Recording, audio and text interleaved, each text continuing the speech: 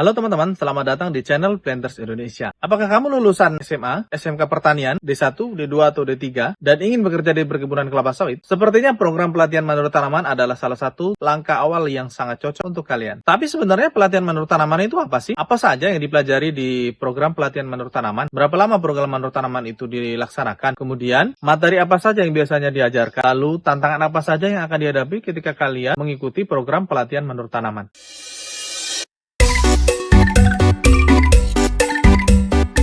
Di video ini, beberapa poin-poin penting yang akan kita bahas seperti tujuan pelatihan menurut tanaman, materi apa saja yang akan dibahas di program pelatihan menurut tanaman, dan tantangan apa saja yang akan dihadapi ketika mengikuti program pelatihan menurut tanaman ini. Simak video ini sampai selesai ya. Mudah-mudahan video ini bermanfaat untuk kalian yang sedang bekerja di perkebunan kelapa sawit.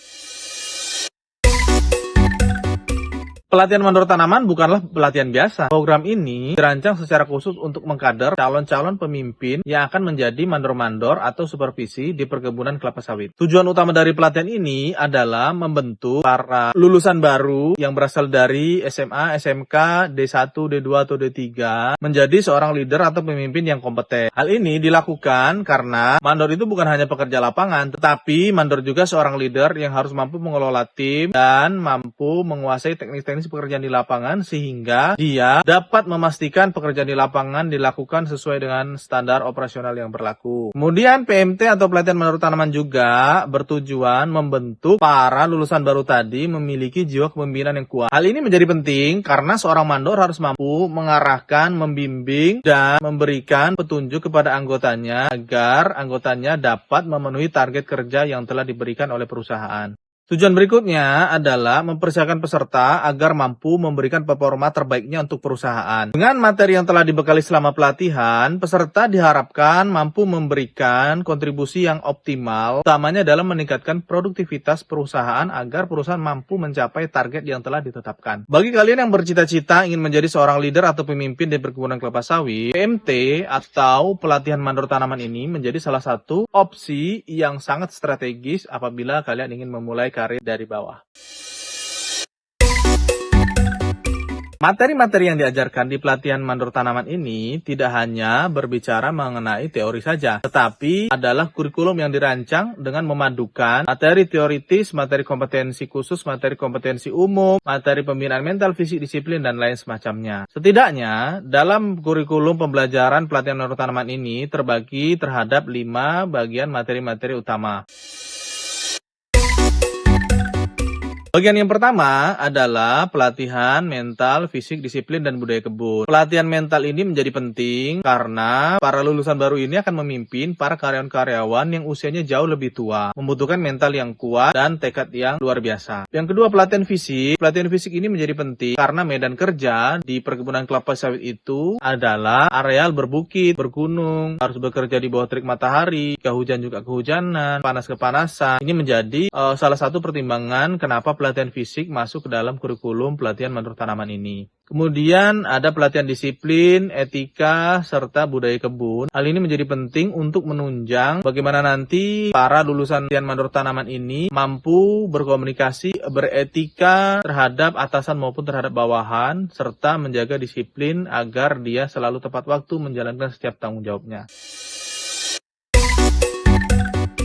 Kemudian, bagian yang kedua yaitu materi kompetensi umum. Materi kompetensi umum ini meliputi bisnis proses kelapa sawit, pengenalan blok, tinjauan biologi kelapa sawit, sejarah kelapa sawit, dan beberapa materi-materi umum yang tentunya nanti akan menunjang pemahaman para peserta pelatihan menurut tanaman ini sehingga dia memandang bahwa industri perkebunan kelapa sawit ini dari sudut pandang yang luas dan menyeluruh.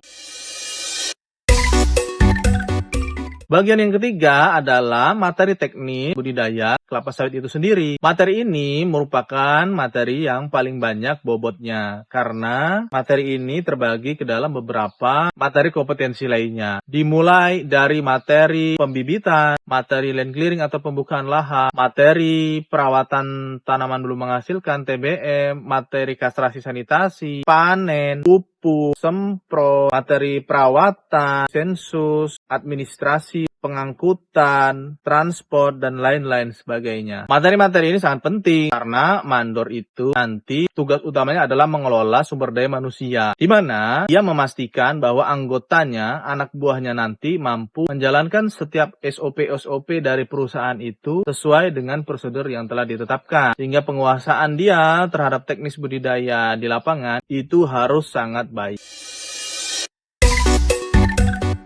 Materi yang keempat adalah materi kompetensi administrasi. Administrasi ini merupakan kompas di perkebunan kelapa sawit. Tidak bisa dipisahkan dengan pekerjaan semua bidang yang ada di perkebunan kelapa sawit. Walaupun mandor tugas utamanya adalah melakukan pengawasan dan memastikan pekerjaan di lapangan, tetapi pemahaman terhadap administrasi juga sangat penting karena semua pekerjaan yang ada di lapangan nanti akan dibuat laporannya oleh para mandor dan dilaporkan untuk diinput ke dalam sistem. Ini berkaitan dengan gajian, perhitungan premi, dan laporan kerja daripada karyawan-karyawan yang diawasi. Jadi, apabila mandor tidak bisa memahami terkait administrasi dengan baik, maka bisa dipastikan laporan kerjanya itu juga akan tidak berjalan dengan baik.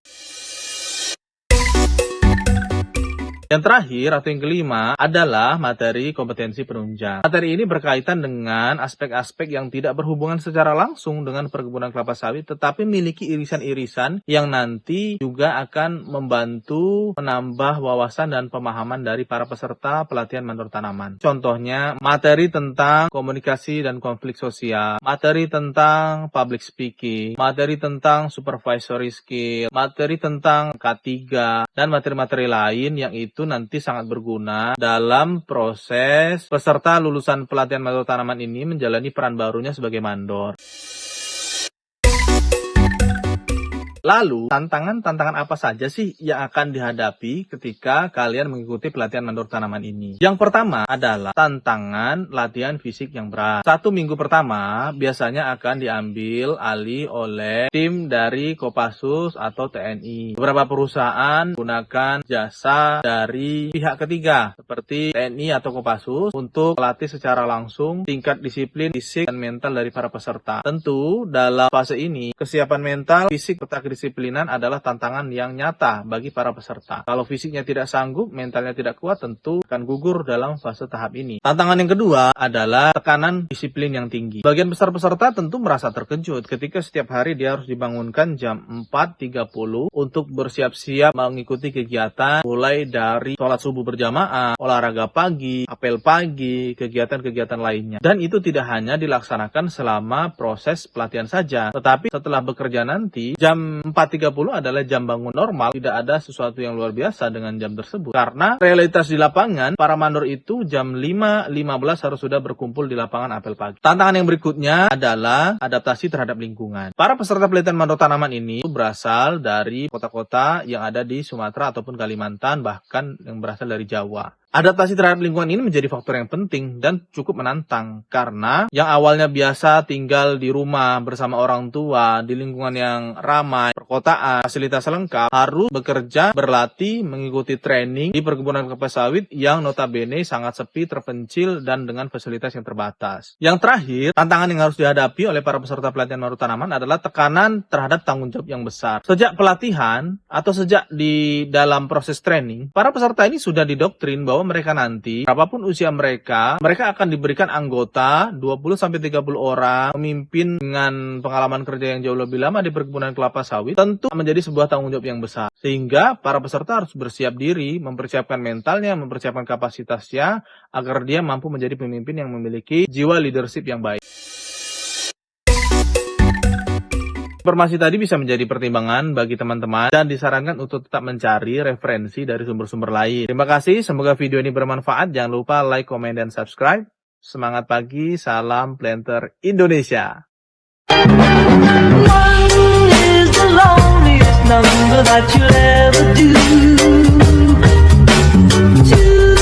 can be as bad as one. It's the loneliest number since